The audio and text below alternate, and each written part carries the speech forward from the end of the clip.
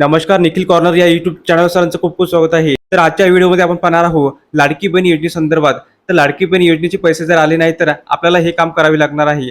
आधार व bank status check करावे लागणार आहे. आधार सेटिंग चेक करावे लागणार आहे. तर लाडकी बहीण योजनेसंदर्भात संपूर्ण माहिती आपण या व्हिडिओमध्ये पाहणार आहोत. तर चला सुरू करूया. लाडकी बहीण योजनेअंतर्गत दिनांक 31 जुलैपूर्वी अर्ज केलेल्या लाडकी बहिणींना 3,000 रुपये बँक खात्यामध्ये वर्ग करण्यात आले आहे. बहिणींची एकूण संख्या 80 लाख इतकी आहे. तर उर्वरित 31 जुलैनंतर अर्ज केलेल्या लाडकी बहिणींना सदर योजनेअंतर्गत अनुदानाचा दुसरा टप्पा वितरित करण्यास सुरुवात करण्यात आली आहे. तर ज्यांना सदर योजनेअंतर्गत पैसे मिळाले नाही अशांनी आपले आधार व बँक स्टेटस चेक करून घ्यायचे आहे.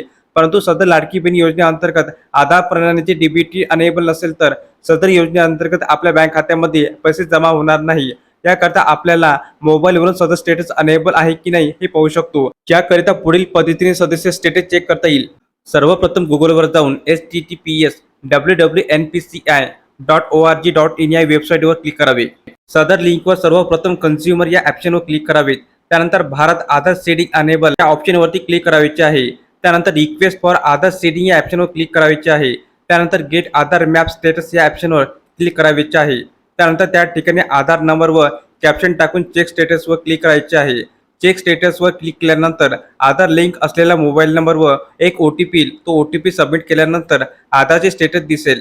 सदर आधार स्टेटसमध्ये mapping status enable for DBT असेच असणे आवश्यक असणार आहे. त्याचबरोबर सदर योजनेअंतर्गत आपल्या कोणत्या बँक खात्यामध्ये पैसे येणार आहे त्या बँकेचे नाव देखील दिसणार आहे.